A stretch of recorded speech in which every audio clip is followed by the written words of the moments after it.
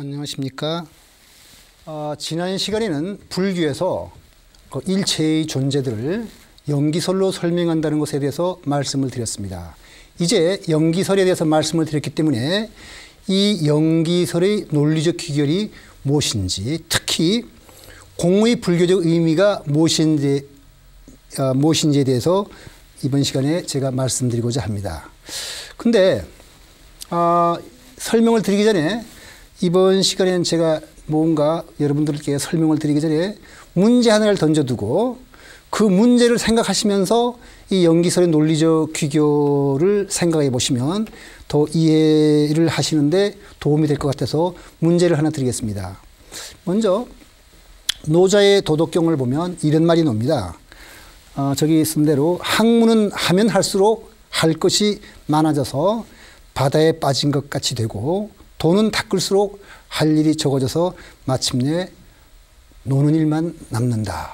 뭐 할 일이 없다. 이런 얘기인데 무슨 뜻이냐면 제가 그 전에 어떤 수염이긴 할아버지가 그 수염을 이불 바깥에 내고 자느냐 아니면 안 해놓고 자느냐 하는 문제 때문에 고민했다는 얘기를 말씀드린 적이 있습니다. 그와 같이 일단 우리가 이 전체를 하나로 보지 않고 그 중에 띄어서 이것이냐 저것이냐 하고 나누다 보면 이것이 무엇이냐 저것은 무엇이냐 이것과 저것이 관계는 무엇이냐 하다 보면 그 관계를 맺는 건 그것이 무엇인가 또 따지게 됩니다. 이래서 노자가 말한 대로 학문은 하면 할수록 많아져 가지고 끝없이 아는 것도 많아지고 아는 것보다 또 몇 배씩이나 모르는 것이 많아집니다.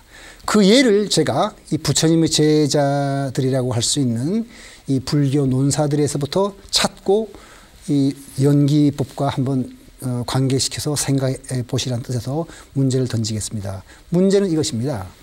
19세기 말 독일 그 탐사대가 지금 아프가니스탄 근처에서 찾은 그 버머 필사본에 있는 그 내용입니다. 이건 누가 한 거냐면 바로 대승불교가 나오기 전에 불교를 우리가 부파불교라고 그러는데 그 부파불교 시대의 논사들이 소위 아비달마 불교라고도 하는데 그 아비달마 불교의 논사들이 논쟁한 것입니다. 한번 내용을 보면 상당히 재미있습니다.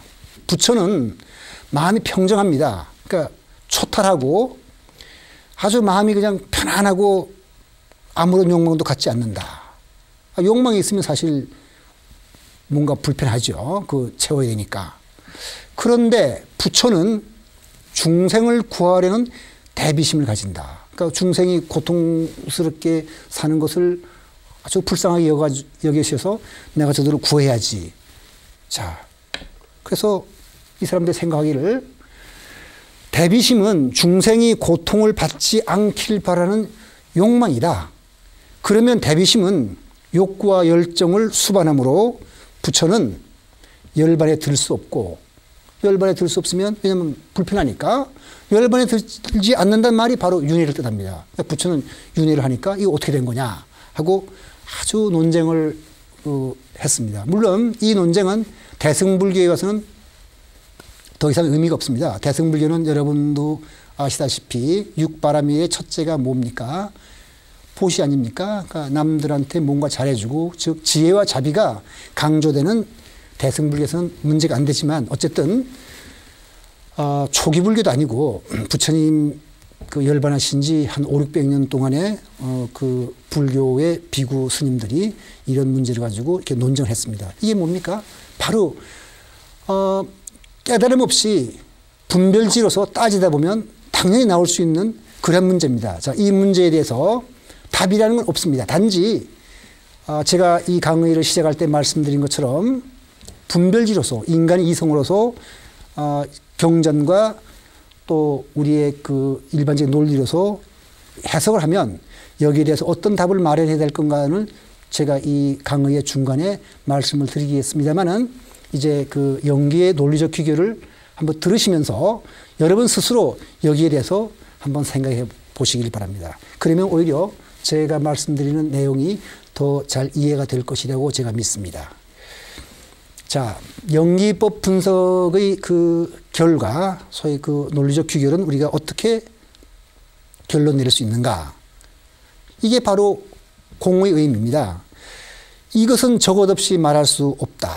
다시 말해서 이것은 일체 존재에는 자성이 없다. 자성이라는 말은 이것이 무엇인가 하는 그 고유의 어떤 특질을 말합니다. 예를 들어서 저보고 누가 당신은 누구예요 하고 물으면 저는 제 사진을 뭐 보여주든지 아니면 얼굴이 어떻게 생겼다든지 제가 누구라든지 이런 식으로 말을 해서 제 신분을 밝혀야 되는데 남과의 관계를 말하지 않고 제 신분을 밝힐 수 있습니다. 그런데 이건 뭐와 같으냐면 이것을 말할 때 반드시 저것을 말해야 되고 저것을 말할 때 이것을 말해야 되는 말은 이런 거나 마찬가지죠. 어떤 사람 보고 너는 누구냐고 물었더니 나는 우리 아버지의 아들입니다 하고 대답하길래 그럼 니네 아버지는 누구냐? 아, 저를 아들로 둔 어떤 남자입니다. 이렇게 말했다면 이 사람은 뭘 말했습니까? 아무것도 말하지 않았습니다. 마찬가지로 이 세상 사물은 이것과 저것의 관계를 가지고 설명할 수밖에 없는 이상 이것이라고 할 때 이것에는 그것을 무엇이라고 말할 수 있는 자성이라는 것이 고유의 본성이라는 것이 없기 때문에 이것은 공하다. 이것이 바로 자성이 없는 존재는 공하다. 소위 실체가 없다. 그래서 제일 먼저 나온 것이 아공입니다. 아공은 소위 아라는 것은 우리가 인간이 보통 아라고 할 때 불교에서는 뭐라 그러냐면 부처님 말씀하시기를 오치온을 보통 사람들이 아라고 그런다. 아라는 것은 없고 사실은 오치온으로 된 것이다. 근데 오치온은 역시 또 오온으로 되어 있는데 그 오온이라는 그 존재들 하나하나가 자성이 없으니까 역시 일체 법도 공하다. 여기서 불교에서 말하는 법이라는 것은 일체 존재들을 말합니다. 그러니까 일체 존재도 공하고 아공도 실체가 없다. 그래서 오온이 개공하다. 다시 말해서 일체 모든 것이 실체가 없다. 이런 뜻에서 우리가 공을 말합니다. 근데 그럼 관계라는 것이 뭔가 그리고 우리가 사물을 보려면 이것이 뭔지를 좀 따져 볼 필요가 있는데 사실 이 관계라든지 이런 것에 대해서 설명을 할 때 우리가 할 수만 있다면 가장 정확하게 바르게 전하는 것이 중요할 것입니다. 그러면 우리 인간이 그 언어를 가장 논리적으로 잘 정리해 둔 것이 수학일 테니까 제가 여기 수학의 함수 관계를 통해서 그 인간에서 말하는 관계의 의미를 설명드리고자 합니다. 먼저 여기 지금 화면에 보신 대로 그 함수라는 것은 y = fx라고 해서 여러분들이 다 뭐 중학교 때 배웠죠. 이거 뭔가 딴 게 아니고 x라는 것과 y라는 거 뭐 사건이라도 불러도 좋고 뭐 물리적이라고 그러면 양이라고 불러줬는데 x와 y는 어떤 관계냐? x를 말하면 이 함수를 통해서 y가 무엇인지 나옵니다. 그래서 이게 바로 관계인데 그런데 이 관계를 말할 때 우리가 반드시 빠뜨려서는 안 되는 것이 이런 것인데 여기에 이제 우리가 뭐라고 하냐면 이걸 x라고 그러고 y라고 그럴 때 여기에 뭐 어떤 뭐 복잡한 그래프가 그려진다 하더라도 여기 x0라 그러는 어떤 이 근방에서 점을 찍어서 이 값이 y0라고 알았다고 가정을 합시다. 이것을 우리가 위치를 말해줬다고 해서 그래서 y0를 안다고 해서 x, y 관계를 아는 건 아닙니다. 이것이 어떻게 변할지 우리가 모릅니다. 예를 들면 무슨 말과 마찬가지냐면 지금 우리 뭐 경제 문제에서 휘발유 값이 굉장히 중요하다고 하니까 휘발유 값이 오늘 1리터에 1,500원이다 했다고 해서 그 휘발유 값에 대해서 뭘 잘 아는 거 아닙니다. 뭐냐면 이 휘발유 값이 내일 어떻게 될 것인지 어떤 그 예측이 필요한데 그건 뭐냐면 이 값이 조금 변할 때 이쪽으로 갈 거냐 이쪽으로 갈 거냐 이쪽으로 갈 거냐 다시 말해서 어디든지 마음대로 변할 수가 있기 때문에 좀 더 정확하게 이 관계를 안다는 것은 이것이 그 다음에 이런 식으로 갈 거다 하는 어떤 그 x0 근방에서 어떻게 변할 건가를 말해줘야 됩니다. 다시 말해서 그래프가 이런 식으로 되어 있기 때문에 조금 있으면 이렇게 될 거다 하는 걸 말해줘야 소위 x와 y의 관계를 압니다. 여기서 제가 이 말씀을 드린 거는 뭐냐면은 이 관계를 맺어주는 것은 뭐냐면은 이 함수 값과 요 소위 기울기라는 것을 요것이 그 기울기 어떻게 변할 건가 하는 것을 알아야 이 함수의 성질을 어떤 x제로 근방에서 함수의 성질을 아는 것이다. 다시 말해 사물을 안다는 것은 그 사물이 x제로라는 위치에서 어떤 값을 갖느냐 하는 것만으로 알 수 있는 게 아니라 어떻게 변할 건가까지 말해줘야 제대로 말한 것이라는 것을 여러분들이 이해해 주시기를 바라는 마음에서 한번 이 그래프를 그렸습니다. 그러면 이제 이것은 이제 소위 관계에 대한 수학적 의미라는 것은 이제 혹시 제가 칠판에 그린 것이 설명이 서툴려서 이해를 못 하셨다면 잊어버리십시오. 잊어버리고 그냥 한 가지만 기억하시면 됩니다. 둘 사이의 관계를 알려면 어떤 값이 주어지는 것과 그 값이 장차 어떻게 변할 것인가 하는 것까지 함께 알아야 제대로 말한 거다 하는 거. 그것이 바로 이 관계의 의미입니다. 그러면 이 관계의 의미를 이제 여러분들이 이해하셨다면 사물을 기술할 때 어떤 두 가지 개념을 함께 써야 된다는 것을 아셨을 텐데 먼저 여기서 상보적인 개념의 필요성이라고 제가 쓴 것은 이 상보적이란 말은 물리적인 개념입니다. 서로 도와주는 두 가지 개념이 필요하다. 근데 먼저 이 현대 물리학의 기반이라고 할 수 있는 것은 우리가 양자역학이라고 그러는데 이 양자역학을 창시했다고 할 수 있는 사람이 몇 사람이 있습니다. 보어, 하이젠버그, 뭐 기타 몇 사람이 있는데 그 중에 아주 중요한 역할을 한 사람이 하이젠버그라는 사람인데 이 사람이 뭐라 그랬냐면 요거는 이제 중요하니까 제가 한번 저랑 같이 하나하나 짚어가면서 읽어보겠습니다.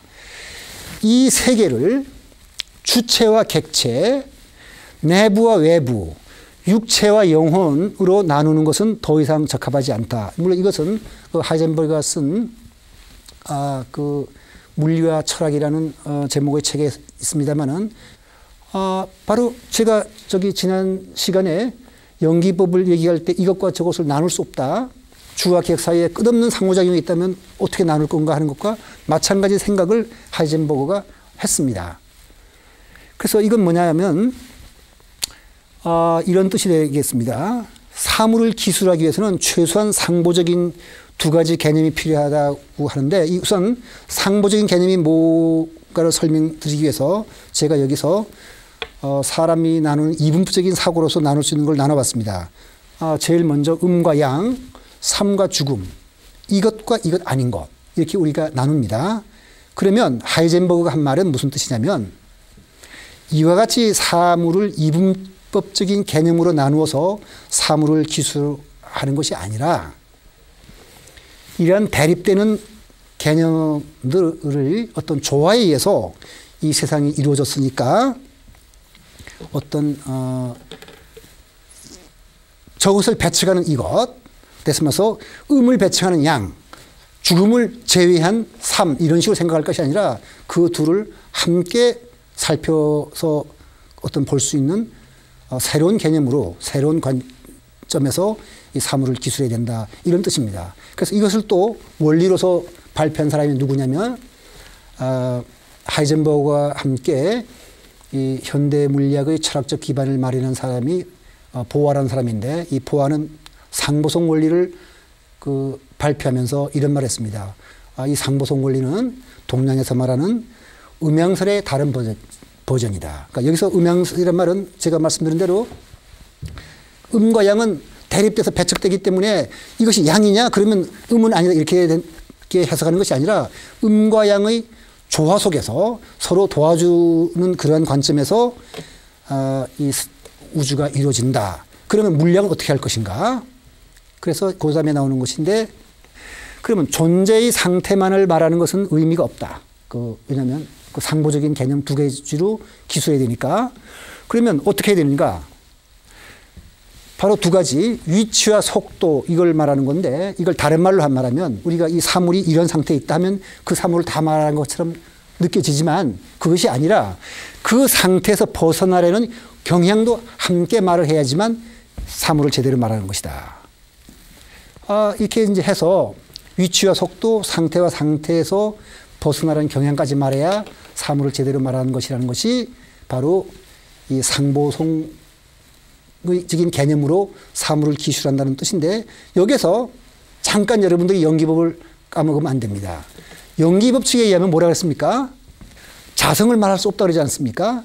어떤 근데 사물의 상태를 말하고 그 상태에서 벗어나려는 경향까지 말을 해서 어떤 사물을 말했다면 그 사물의 자성을 말한 거나 마찬가지입니다. 따라서 상태와 상태에서 벗어나려는 경향을 정확히 말할 수 없어야 연기의 법칙에 맞습니다. 그러니까 대충만, 정확하지는 않고 대충만 말해야 연기 법칙에 맞다고 연기법 말하는데 물리학자들은 어떻게 말할 건가?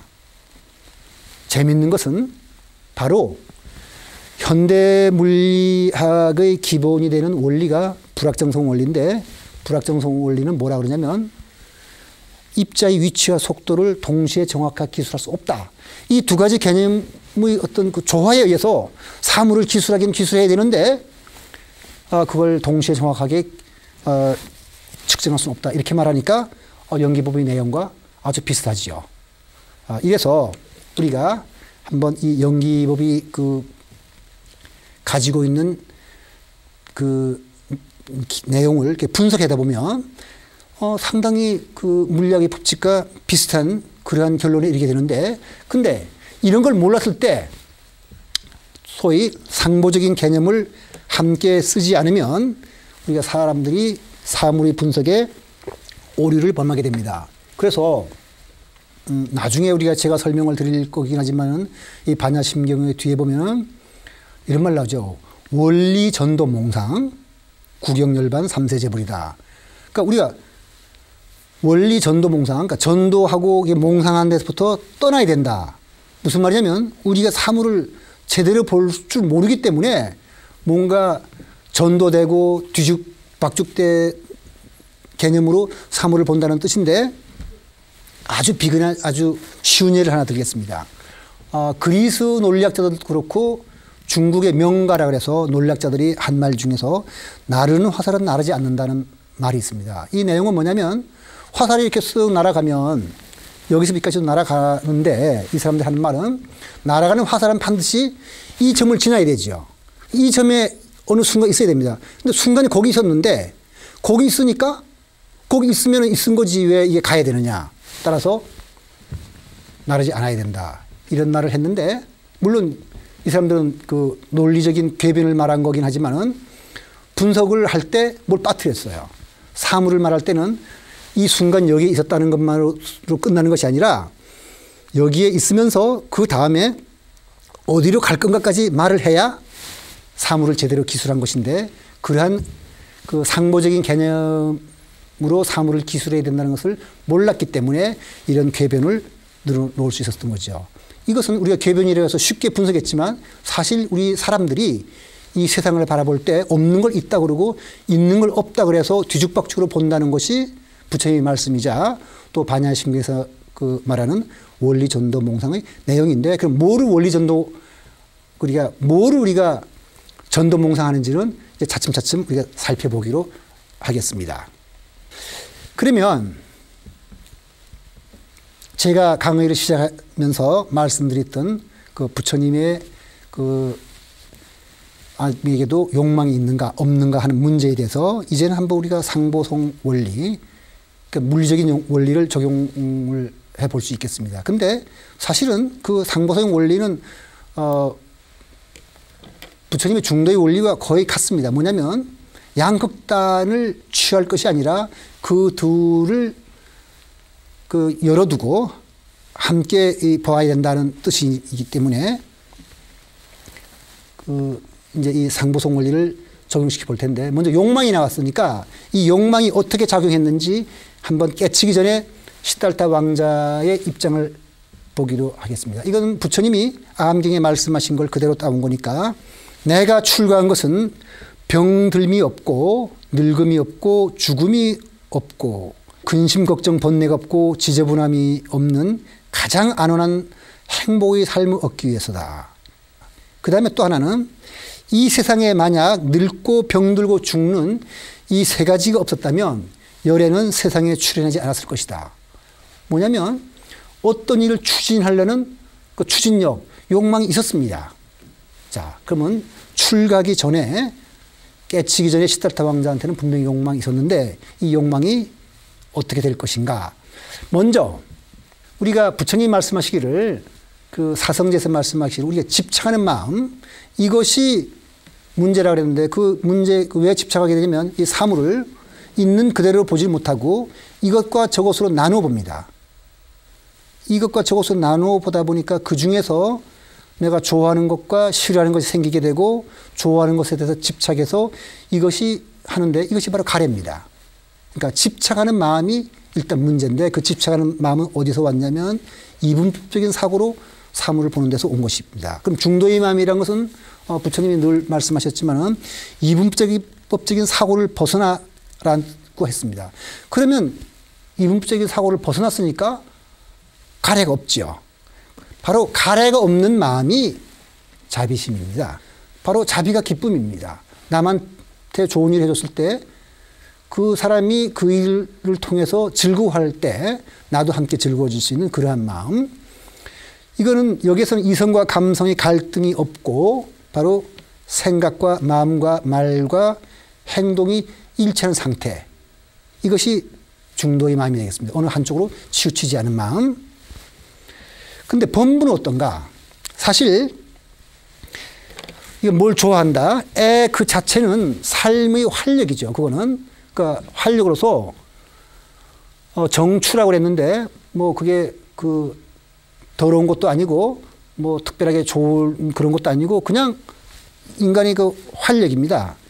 그런데 불구하고 그 전에 제가 설명드린 대로 인간이 자의식이라는 것이 생겨가지고 오치원을 위해서 어떤 걸 도모하고 오치원에서 이로운 것만을 하겠다고 할 때 그걸 우리가 주한욕명이라고 부릅니다. 다시 말해서 애나 그 활력 자체는 나쁜 것이 아닙니다. 그런데 시달타 왕자처럼 정법을 찾으려고 노력하면 우리가 정정한 욕망이라고 말하게 됩니다. 그래서 욕망이라는 것을 그 자체는 이분법적으로 정추를 말할 수 있는 것이 아닙니다. 단지 사물을 이분법적인 사물로 보지 않고 전체를 보면서 비어있는 마음, 중도로에 취한 마음이라면 그것을 우리가 자비라고 부르는 것이고 그걸 나눠서 뭔가 집착해서 한 가지에 끌려가면 그것이 그 집착이고 흔히 나쁜 뜻에서 말하는 욕망이 되겠습니다. 그러면 이런 것을 깨달았을 때 소위 중도의 원리를 깨달았을 때 사람은 어떤 행동을 하게 되는지 여기에 대해서는 아주 그 좋은 예를 하나 우리가 찾을 수가 있을 텐데 결국 중도의 원리는 이런 걸 말하게 됩니다. 제가 그 장님 코끼리 그 만지기에서 예를 들지 않습니까? 그 하나하나는 다 틀렸지만은 부분적으로는 진실을 말하고 있죠. 그러니까 대립되는 것에도 진실이 있습니다. 논리적으로 모순되고 대립되는 것도 그 진실이 있습니다. 그 중에 한 가지 예가 장자가 말한 그 무용의 용이 되겠습니다. 그래서 선악의 상대성을 알고서 그걸 다 포용하고 우리가 공평성의 어떤 그 윤리에 대한 원리를 제공해 주는 것이 바로 이 중도의 원리 또는 중도의 윤리라고 말씀드릴 수가 있겠습니다. 그럼 이것을 깨쳤을 때는 이러이러한 것이 좋은 일이니까 하겠다는 것이 아니라 깨치면 그 깨친 마음 자체가 그냥 그대로 자비심이기 때문에 뭐 생각하고 이치를 따질 것도 없이 그냥 그대로 즐거운 마음으로 실천하게 되는 것입니다. 그래서 우리가 이 중도의 원리를 실천한 사람을 하나 그 제가 말씀드리고자 하는데 누구냐면 그 인도의 호불왕이라고 그 불리는 그 아쇼카 왕입니다. 이 아쇼카 왕은 인도를 통일한 그 전륜성 왕입니다. 그러니까 인도를 통일한 왕은 많지가 않고 역사적으로 4분밖에 없는데 제일 먼저 인도를 통일한 왕입니다. 이 왕은 통일하기 전에는 형제간도 죽이고 칼린가 전투라고 해서 사람을 무지하게 많이 죽였는데 죽이고 나서 깨친 바가 있어가지고 불교에 귀의한 다음에 그 불교의 그 교리를 마음 깊이 새기고 그것을 펴서 선정을 베푼 그런 임금입니다. 그래서 많은 좋은 일을 했지만 그 중에서 이 종교에 대한 태도가 특별하게 종교인들의 주목을 받을 만하기 때문에 제가 여기에 지금 소개를 하겠습니다. 이분의 태도가 바로 중도의 원리를 터득한 사람이 그 행할 수 있는 중도 윤리이기 때문에 이게 소개하는 건데, 왕은 모든 종파가 어디에서나 핍박당하지 않고 거하기를 바라노라. 그러니까 다시 자기 땅에서 잘 살기를 바라노라. 일체의 종파와 성녀 및 호주들을 왕은 존경한다. 또한 왕은 넓은 도량과 여러 가지 호의로 그들을 존경한다. 존경하지만 무조건 존경해서 마음대로 하라는 것은 아니고 하나의 법은 지켜라 이겁니다. 그건 뭐냐면, 그것은 누구나 다른 종파를 비방하면서 자기 종파를 찬양해서는 안 되며 다른 종파를 경시해서는 안 된다는 것이다. 반대로 당연히 그들에게 경의를 표해야 한다.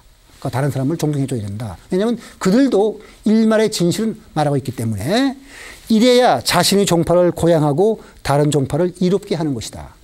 그 다음에 자신의 종파를 찬양하고 다른 종파를 비난하는 사람은 자기 종파를 빛나게 하기 위하여 그렇게 하는 것이지만 실제로 이런 행동은 자기 종파를 손상할 뿐이다. 이것이 중도의 원리에서 나오는 그 중도의 윤리라고 제가 이름 붙이고 싶습니다. 이제 우리가 그 영기의 그 논리적 귀결로서 중도까지 얘기했으니까 이제 우리가 많이 말하는 이 반야심경의 주제어라고 할 수 있는 이 공의 불교적 의미를 정리할 필요가 있겠습니다.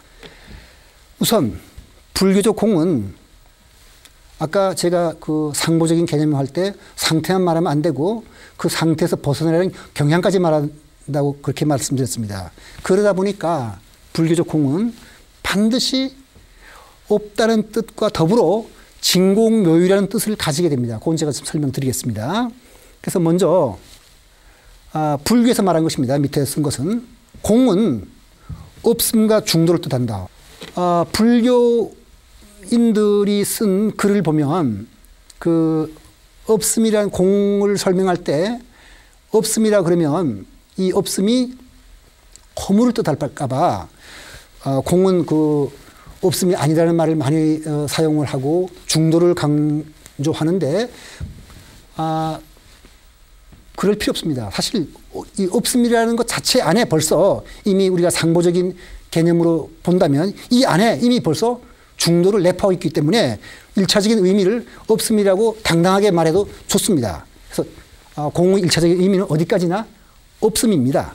그러나 이중성으로 전제로 하기 때문에 없음의 작용이라는 것이 있게 되고 없음에서 벗어나려는 그러한 작용이 또 있게 됩니다. 그럼 그걸 한번 우리가 살펴보기로 하겠습니다. 이미 여러분들이 그 아는 내용인데 그걸 이제 살펴보기로 하겠죠. 그런데 불교에서는 공과 중도를 같다고 말합니다. 왜 그렇게 말할 수 있냐면 보통 그 부처님도 말씀하셨지만 제법을 얘기할 때 제법이라는 것은 이 세상 일체 존재를 얘기할 때 중도 실상이라는 말을 많이 쓰죠. 그런데 또 제법의 우리 저기 반야심경에도 나오지만 시제법 공상 불생불멸 나오니까 실상의 모습은 또 공상입니다. 그래서 그 실상의 모습을 중도라고 표현하고 공이라고 표현하니까 이 같은 내용이 되죠. 그래서 모든 가능성에 대한 열려 있는 의미라는 거 제가 설명을 해서 여기에 한번 그 고양이를 놓고서 한번 설명을 드리고자 합니다. 우선 현실의 고양이를 한번 살펴봅시다. 현실의 고양이에 대해서 우리가 알고 싶은 것은 고양이가 뭔지를 우리가 뭐 한꺼번에 알 수는 없고 인간이 알 때는 항상 어떤 좁은 범위를 말하게 됩니다. 이게 무게가 얼마인지 나이가 얼마인지 이렇게 아는 방법도 있고 또 하나는 죽었느냐 살았느냐. 그러니까 딱 보면은 우선 삶과 죽음을 놓고 본다면 현실의 고양이는 죽어있는 고양이거나 살아있는 고양이가 둘 중에 하나지 둘 다는 아닙니다. 이것을 아까 제가 말씀드린 것처럼 그 상보적인 개념으로 놓고 본다면 살거나 살아있지 않거나 이렇게 이분법적인 개념으로만 되어 있고 현실에서는 이분법적인 것 중에 어느 하나만 등장합니다. 그러면 삶과 죽음이 반씩 섞인 다시 말해 이것과 이것 아닌 것이 섞여 있는 그런 것이 있겠는가. 우리가 생각해 보면 물론 우리의 분별지를 볼 때는 없어야 됩니다. 그런데 재미있게도 이제 양자역학이라는 데를 들어가 보면 물론 실제 고양이가 뭐 삶과 죽음이 반씩 섞여 있다는 그런 뜻은 아니고 논리적으로 삶과 죽음이 반씩 섞인 고양이가 있는 것처럼 사물이 행동한다는 여러 가지 실험적 증거들이 있습니다. 여러분들이 혹시 이 언론이라든가 이런 대중매체를 통해서 양자 컴퓨터라는 말을 들어보셨는지 모르겠습니다만 양자 컴퓨터는 아직 실용 단계는 와 있지 않고 많이 연구하는 중인데 이 양자 컴퓨터의 작동 원리가 뭐냐면 논리적으로 모순되는 두 가지 상태가 한 가지 그 입자에서 일어남으로써 복잡한 계산을 한꺼번에 그 할 수 있는 것입니다. 예를 들어서 죽은 고양이 쪽에서 상태만 그 입자가 가리키는 것이 아니라 산 고양이와 죽은 고양이를 함께 가리키는 것처럼 행동함으로써 아주 그 복잡한 그 계산을 쉽게 처리할 수 있는 곳인데 양자 컴퓨터는 아주 간단한 것은 이미 만들어져 있습니다. 그래서 실제로 이 세상은 그 부처님이 말씀하신 대로 양극단을 버리고 이것과 이것 아닌 것을 초월해서 또는 그것을 포용하는 그러한 상태라는 것이 실제로 있다는 거. 그 다음에 이제 중론을 보면 뭐라고 그랬냐면 그 관사제품에 보면 의존해서 생기는 것을 공성이라고 하네. 그것은 의존된 가명이며 그것은 중도이네. 다시 말해서 가립된 존재의 본성은 공성이고 또 그것은 중도다. 그래서 중도와 공은 같은 거며 이 가립된 존재의 본성이 그렇다. 소위 사물의 실상이 공과 중이다. 이렇게 얘기를 한 겁니다. 그 다음에 중변 분별론이라는 책을 보면 거기에도 이런 말이 나옵니다. 허망 분별이 거기에 있네. 거기에 둘이 있지 않네. 그러나 거기에 공성이 있네. 그것에도 이것이 있네. 한번 해설을 그냥 읽어보겠습니다. 허망 분별이란 파악되는 것과 파악하는 것의 분별이다. 둘이란 파악되는 것과 파악하는 것의 분별이다. 바로 주어객을 말하죠. 그렇게 나누지 말자는 거죠. 그렇게 나누는 것이 허망 분별이다. 그 다음에 공성이란 파악되는 것과 파악하는 것이 없는 것이다. 주어객도 없다. 그곳에도 이것이 있네란 공성에도 허망 분별이 있는 것이다. 이렇게 얘기하고 그래서 그 다음에 계속해서 보면은 그러므로 모든 것은 공하지 않고 공하지 않지 않다고 말해지네. 논리적으로 모순되는 말을 함께 하죠. 그것은 있기 때문에 있지 않기 때문에 또 있기 때문이네. 그리고 그것이 중도이네. 둘을 포용하는 것입니다.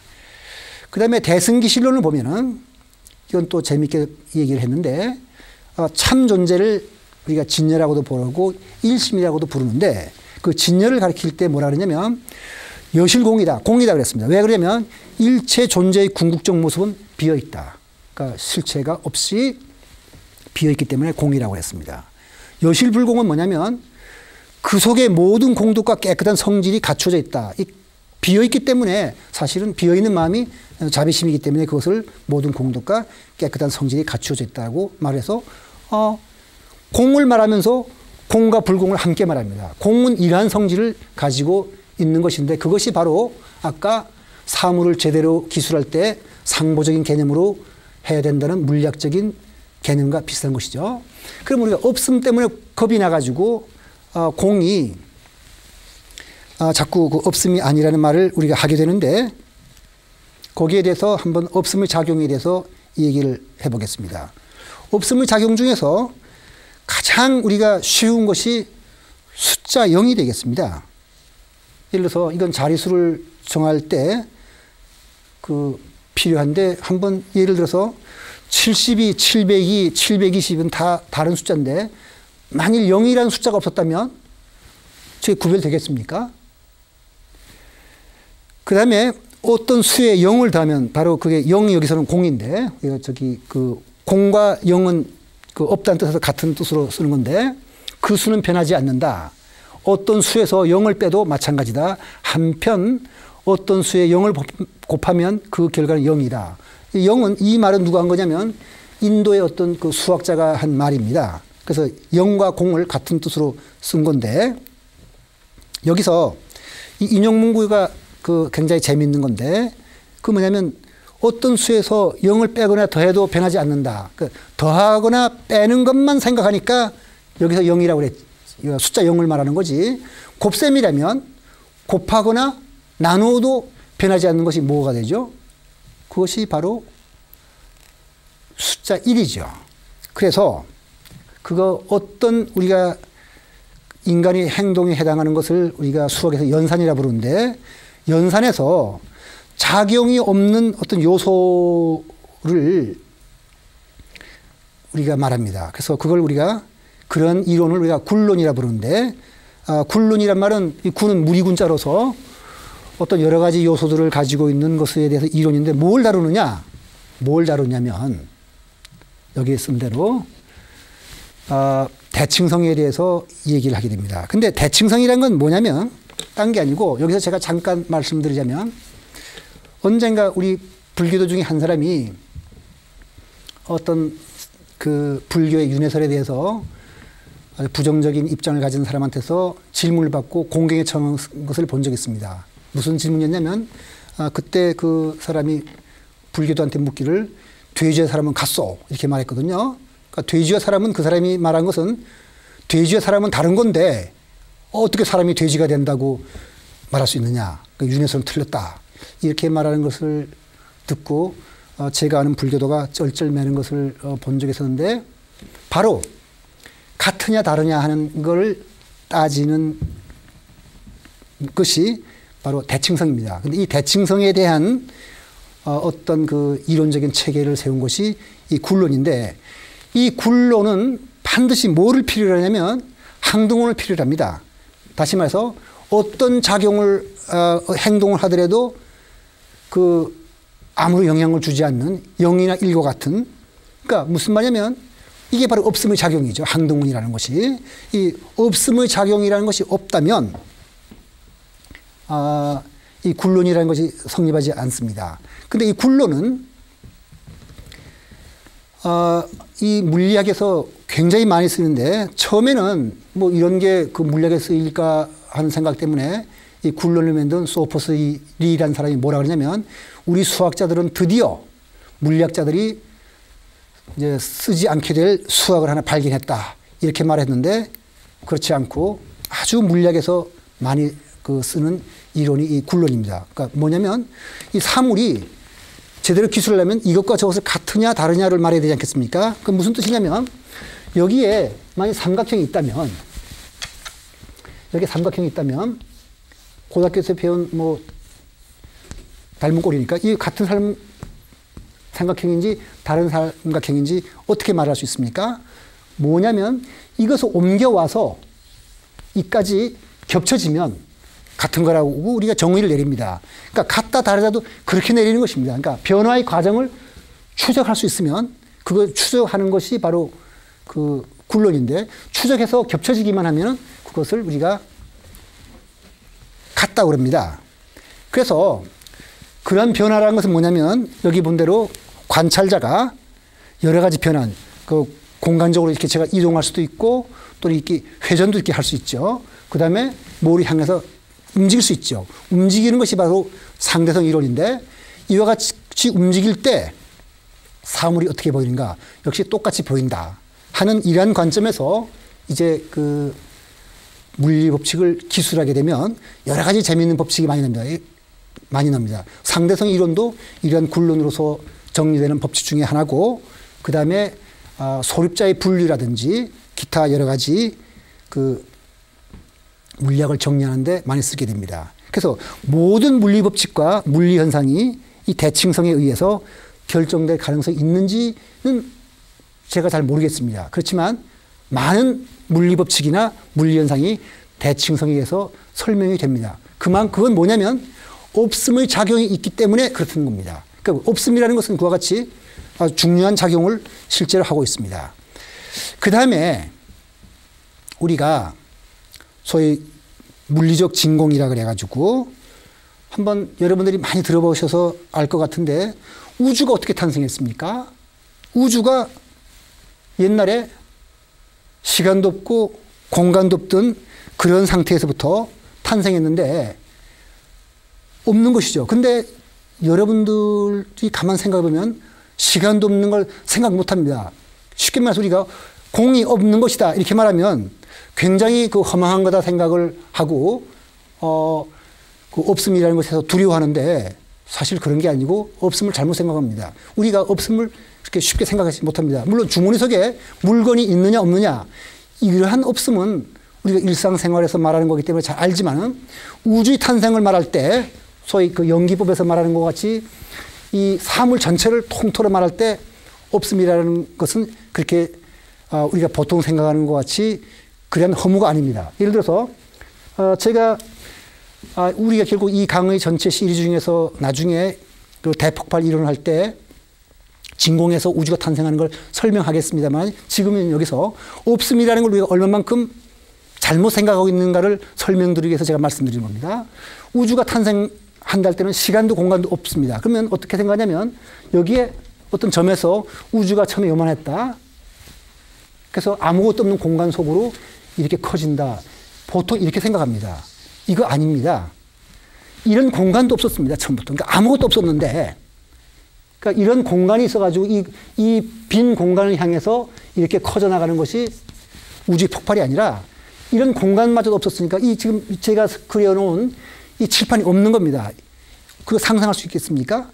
그런 없는 데서 그야말로 아무것도 없는 데서 점과 같은 것에서부터 폭발해서 커졌을 때는 이것만 있는 것이지 이 밖이 없습니다. 그것도 커지고 이와 같이 해서 우리가 이 존재 전체를 놓고 볼 때는 없음이라는 생각마저도 할 수 없을 만큼 없음이라는 것은 미묘한 뜻을 가지고 있습니다. 그래서 그것이 진공묘의로 나타나는 것입니다. 이제 그 생각한 데는 아직도 여러분들이 공이 없음을 뜻한다 그런다면 두려워할 것 같기는 한데 두려워하지 마십시오. 공은 1차적으로 없음 맞습니다. 근데 그 없음이라는 것은 아주 미묘한 작용을 하는 그러한 공이다. 이렇게 일단 생각해 두시고 제가 이제 이 강의 전체를 통해서 결국 반야신경은 공에 대한 그 경전이고 또 물리학이 거기에 대해서 어떻게 설명하는지를 제가 그 능력껏 설명해 드릴 테니까 일단 여기 이번 시간에는 물리학에서 그 반야신경에서 말하는 공은 없는 거다. 근데 그 없는 거라는 거는 묘한 작용을 할 수 있는 그러한 공이다. 이렇게 생각해 주시기 바랍니다. 네. 안녕히 계십시오.